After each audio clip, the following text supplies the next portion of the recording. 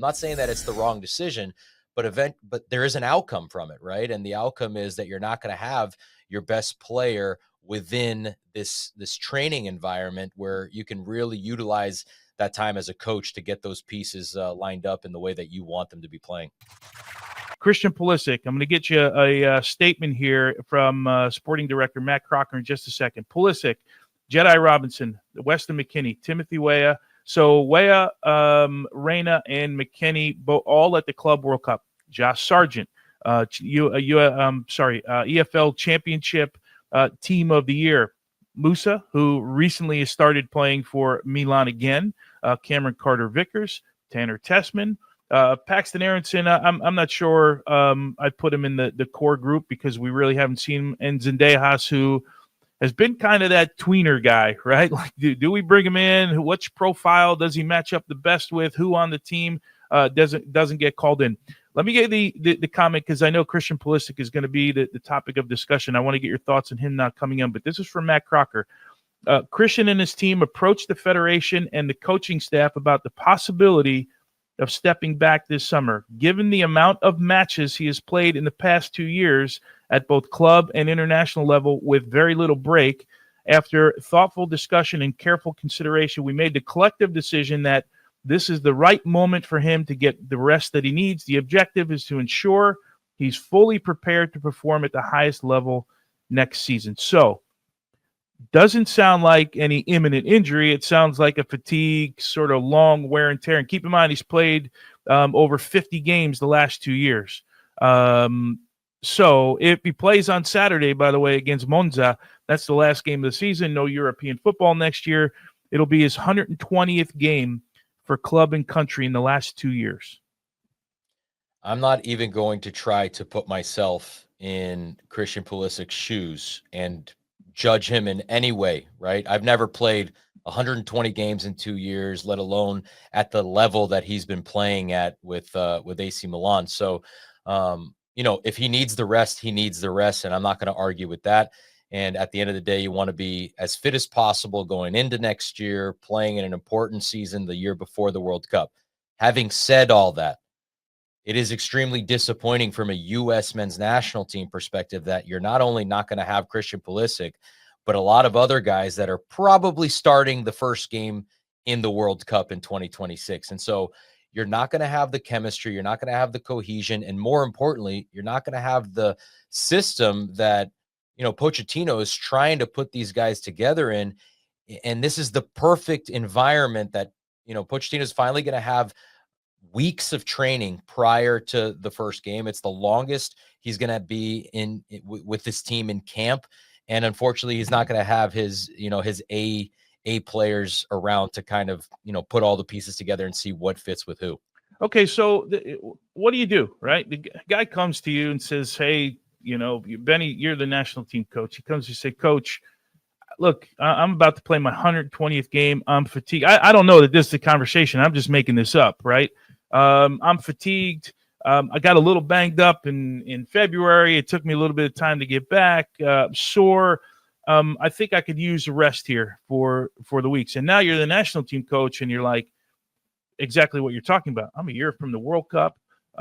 I don't have these guys a lot. This is an opportunity in the tournament. It's the first time I'm going to get an extended period of time with the group to put them together on the field and almost have a club environment for a couple of weeks, preparation, pregame, videotape after, like all the things that you do, that you don't get to do normally as a national team coach. Look, I'm okay if the guy needs a break. Look, your body is your body, right? Your body says, hey, I need a break. Well, guess what? You need a break at some point. What do you do? Well, I think it's important that you have already built a good relationship with some of these top players, right? And Christian Pulisic being the most important player on the team, hopefully Poch has created that relationship. He can kind of have a real honest conversation with him. And I think, look, I've only, played with Christian Pulisic in one camp, but I've seen him from afar. He seems like a pretty honest person, not a guy that would want to take time off if it wasn't necessary, or if it wasn't deemed, better for his long-term body and performance. So I think you kind of take him at his word, and you don't want to push, the wrong button in that sense. But again, I just go back to the outcome of this. I'm not saying that it's the wrong decision, but there is an outcome from it, right? And the outcome is that you're not going to have your best player within this training environment where you can really utilize that time as a coach to get those pieces lined up in the way that you want them to be playing. Yeah, I'm with you with regards to making sure that this guy's one of our main players, if not the main player. I put Antonee Robinson kind of in the same level, right, of Christian and Pulisic. Another guy we're going to be missing, obviously. Right, with regards to Jedi Robinson. Now, Jedi Robinson not available because he's been dealing with some issues too, and he also needs an opportunity to rest now. So that left side of the field all of a sudden becomes just looks a little bit different. And here's my biggest concern with the left side of the field. If you remember back to Jamaica, the second game against Jamaica to qualify for the Nations League, and the wrinkle that Pochettino put in, which looked to work so good. Now, I don't think you do it against everybody. I don't think you do it against the top teams in the world because you might be pinned back for a little while. But he had him running into the midfield. And basically playing as a second midfielder, which eventually had him ending up inside the box at the top of the box, looking for balls that were pulled back, right? And he has a soccer IQ that's through the roof, Jedi Robinson. Now, what does this left side of the one, what does the left side look like? And two, how the hell can you work on that again when you don't have the two most important pieces there? Which means that sets that part of the preparation, if Mauricio Pochettino wants to use that down the road, it sets that part back a little bit.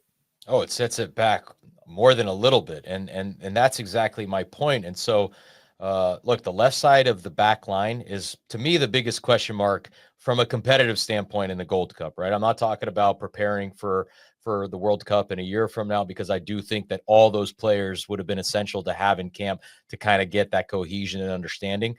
But that for Gold Cup and the competitive aspect, I mean, that left back position, I think it's Arsene, but Arsene doesn't play as a left back. Yeah, he's more of a wing back. He's a wing back. You see him more attacking than defending in that system, especially with how much, Wilfried Nancy plays with possession on that Columbus Crew team. And so, Arsene's being asked to play ultimately a completely different position if he's playing left back. If you play Serginho Dest on the left, then, he's playing on his weaker foot. I just don't know who you really put there. So that's a big, big question mark from a competitive standpoint. Yeah, Dewan Jones has played there, although he's been playing on the right. He played on the right for Bruce the other night. Yeah. He's a possibility. Yeah, it's tough, right? Because if you want to work on, again, that part of it, that's where I get caught up. So let's just talk big picture then. After Nations League, the first narrative from pretty much at least everyone here, and call it what you want, but I've seen it all across, pundits in the U.S., the Gold Cup becomes really, really important all of a sudden, right? Which in general, if you go and win the Nations League and you play well, this doesn't seem nearly as important, although it's important to win everything, right? Now you don't have all of these guys. How do we judge what happens in this Gold Cup? Like, how will you judge it? I think I will judge it. Me personally will judge.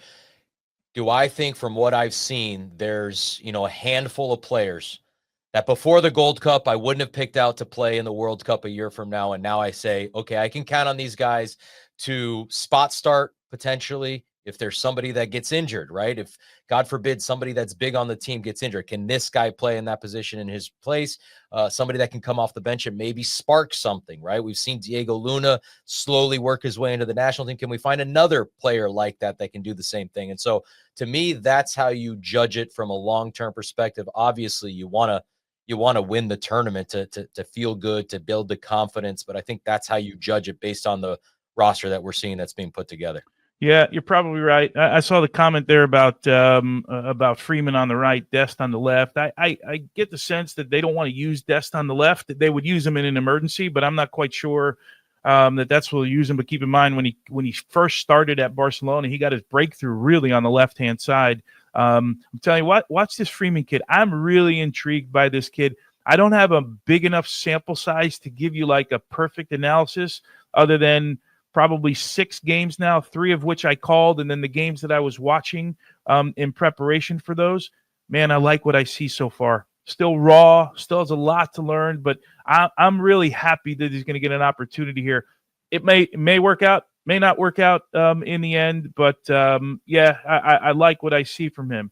Look at you getting to the end of the video. All right, very proud of you. Now, if you want more average to good content, this is your channel. Go look at other videos, playlists. We have it all figured out. For more of the good stuff, then you got to make sure you hit like on this video, hit subscribe so you don't miss anything, and then turn on your notifications so you know when we're going live or if anything drops right when it comes out. We'd really appreciate it. See you next time.